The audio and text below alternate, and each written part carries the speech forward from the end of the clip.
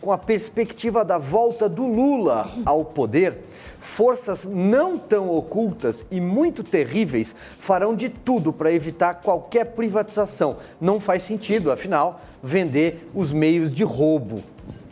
Gente, eu fico Quem aqui... fez isso? Quem tweetou isso? O deputado Paulo Eduardo Martins. Eu fico impressionado como cola, né, como tem colado esse papo de Bolsonaro genocida. Né? Eu estava assistindo a uma entrevista hoje de manhã do presidente do Conselho Federal de Medicina, o Mauro Ribeiro, e ele falava o que a gente tem repetido aqui, né, praticamente todo dia, que lockdown não tem base científica, né, e dizendo a liberdade médica deve ser garantida. Você não precisa impor ou obrigar alguém, um médico, não há como, que faça um tratamento precoce. Mas se ele quiser usar, se ele achar que isso deve ser feito, é a liberdade que ele tem, de acordo com o paciente ou a família do paciente. Então, é estranho a gente olhar esse discurso todo, esse papo todo. Se você olhar Isto É desta semana, você vai ver lá, né, uma foto do Bolsonaro com um bigodinho de Hitler escrito genocida. Um presidente, vocês me desculpem, mas que não teve poder algum. Né? O que ele defendia desde o início? Medidas mais equilibradas, tal do isolamento vertical, que a gente nunca saberá qual seria o resultado, porque ele não foi adotado, é contrafactual, não tem como. A gente foi para o isolamento total. Né? Um presidente que é contra o lockdown, se mantém contra o lockdown. Então, que poder ele tem?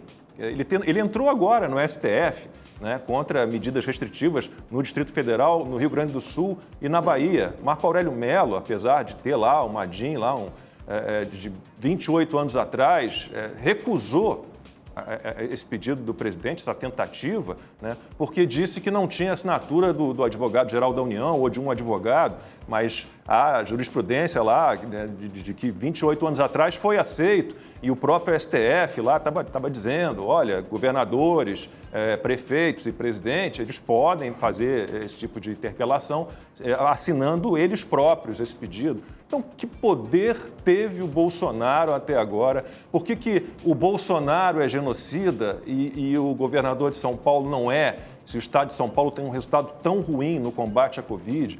São questões que, juro, me desculpem, chamar de genocida é algo inconcebível. E são tempos tão estranhos. O que é genocídio, né? Genocídio precisa de uma intenção, né, do dolo, deliberadamente querer exterminar uma população. E quando você vê isso na boca de petistas, você espera. O PSOL, o Freixo agora, ele não culpa o presidente só pelas mortes da pandemia, o que já é ridículo. Ele culpa pela fome, pelo impacto econômico. Os mesmos que diziam economia fica para depois. Então isso mostra o grau de oportunismo. Agora, o que causa realmente espanto, né, é ver os que se dizem moderados, tucanos, laranjas, adotando a mesma narrativa, né, culpando o presidente por cada óbito, sem dizer exatamente o que pode ser feito de fato de muito diferente. Porque vão repetir o quê? Vacina, o Brasil é o 5º em termos absolutos. Vão falar o quê? Lockdown? As provas científicas não são favoráveis. Saiu, inclusive, um texto que a Gazeta do Povo publicou do colunista de ciência do New York Times, mostrando, com base nos números já disponíveis para 2020, que o lockdown teve consequências fatais em outras doenças e na economia e não resolveu nada em relação à pandemia. Então, veja, é tudo narrativa. E essas narrativas ajudaram a enfraquecer um pouco o presidente e é isso que está fazendo chacais e hienas farejarem cheiro de sangue. Para colocar um ponto que são tempos tão estranhos que, por exemplo, uma cena ocorrida nessa semana no Congresso Nacional, na Câmara dos Deputados, né? A presidente da CCJ, Comissão de Constituição e Justiça, deputada Bia Kicis, teve de interromper o petista Paulo Teixeira, que se referia ao presidente como genocida. O mesmo Paulo Teixeira, por exemplo, não engole, não aceita que o presidente de estimação dele seja chamado de corrupto. Né? Apesar da tentativa do judiciário da alta corte do país de criar a figura do ex-corrupto, o Paulo Teixeira não aceita que o Lula é um corrupto, que o Lula é um quadrilheiro, que o Lula é um lavador de dinheiro, ele não aceita. Mas ele acha que ele pode chamar o presidente Jair Bolsonaro de genocida. Mas ninguém está usando a Lei de Segurança Nacional para perseguir alguém por ter chamado o Lula ou a Dilma de corrupto, quadrilheiro ou ladrão. E outra coisa, quem usou a Lei de Segurança Nacional foi o Supremo Tribunal Federal, Lula, com Dilma, com nada contra disso. um deputado. Não, mas é a mesma discussão. Só foi uma digressão. Vamos voltar para o assunto, senão isso vai levar o resto do programa. Foi ruim. Eu acho... Foi bem ruim. Não, o que é bem ruim é vocês defenderem passarem pano para o Não é Bolsonaro o tempo mais, inteiro. Eu vou ver se eu consigo mandar para o Java botar aqui no telão um negócio. Peraí. Porque ele é chamado, criticado, chamado de genocida. E não se indignarem. Genocídio não é crítica. Não estou entrando no mérito disso, o Constantino. É só um introito para dizer o seguinte: não se indignarem com os 300 mil mortos no Brasil, como essa curva tem aumentado com uma velocidade exponencial, porque é isso que a gente devia estar discutindo. Eu estava aqui atento ao celular, eu não peguei. Não entendi. É exatamente Amanda, isso. está dizendo que a gente não se importa com os mortos? Não, eu estou dizendo que você, na sua fala, no seu discurso, cadê a sua indignação com os 300 mil mortos, com os 3 mil mortos por dia no Brasil, com as pessoas à espera do leito de UTI? Cadê a sua com as mortes não é na demonizar, Argentina? não é demonizar Cadê o presidente. a sua com a morte na Argentina? Constantino, a gente já teve essa discussão ontem. A Argentina Argentina não é epicentro da crise. O Brasil tem muito mais mortes atualmente do que a Argentina. Você sabe disso. É só olhar os números novos gráficos. O problema é agora. Uma O problema é a agora. cada 100 mortes. Constantino, cada um. Agora, vamos falar do Brasil. Cada um. A narrativa é a mesma mesmo. Qual é a explicação? Vamos falar do Brasil agora. Qual é a explicação por a gente? Eu citei a Argentina. Qual a explicação? Não, sempre foi do Brasil. Você que citou a Argentina. Qual a explicação para a gente ter tantas mortes e não ter uma condução adequada e apropriada da crise? Quem disse que não tem uma condução adequada é você. Agora, a causa das mortes chama-se pandemia, vírus chinês, a gripezinha, né? A gripezinha. Por que tanto choro? Por que tanto mimimi? Então, se ele não tivesse falado gripezinha, não teriam as mortes, é isso? Todos os cientistas são unânimes.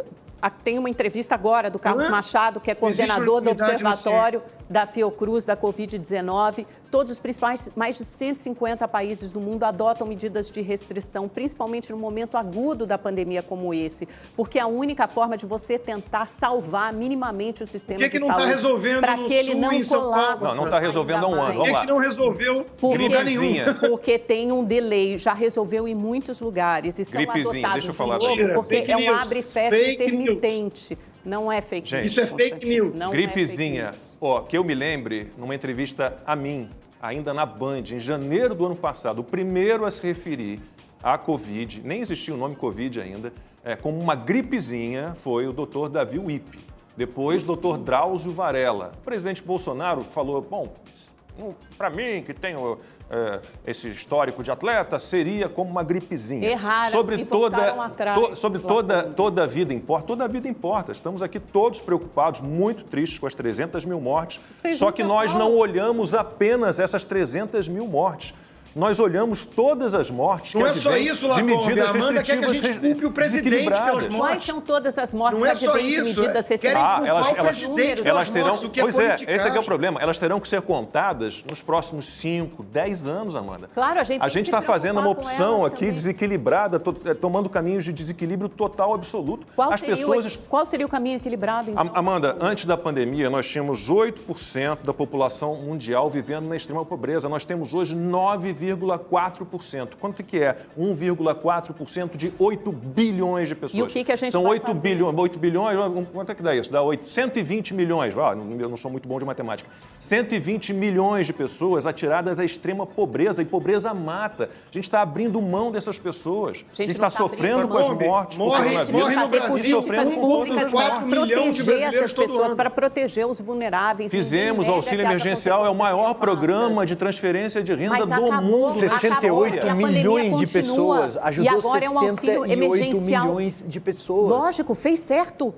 A gente não deveria ter parado nunca. A gente teve 3 meses já pagando o auxílio, agora temos um auxílio que vai ser muito menor. Amanda, o governo federal abriu mão de impostos, adiou o prazo de pagamento de impostos. Os governos estaduais fizeram isso. Sério, indignação com mortes na pandemia para quem aponta o dedo para o regime chinês comunista. Quem não faz isso, na minha opinião, está fazendo politicagem. Que fizeram com o Trump aqui, pararam de falar da pandemia agora que o Trump saiu, e estão fazendo no Brasil e vão fazer até o ano que vem. Isso chama-se politicagem e não empatia verdadeira. Agora, quer apontar para o verdadeiro culpado, vamos começar a falar mais da China. E isso ninguém fala, né? Parece que não pode. Não, a China tem que, essa responsabilidade, a culpa da China tem que ser investigada por não ter soado o alarme antes e falado sobre a pandemia, de ter deixado essa pandemia se alastrar e sair do seu território. É lógico que isso tem que ser investigado. Agora, eu não vou dizer, até porque uma equipe da OMS já esteve lá, de que o vírus foi produzido no laboratório chinês, porque isso é teoria conspiratória. Então, a gente tem que separar fatos, objetivos, realidade de teoria conspiratória. Essa equipe, esses médicos da OMS já estiveram lá e já constataram para tentar investigar justamente como essa pandemia surgiu. E não há nada que aponte nesse sentido, a não ser, claro, teorias fantasiosas.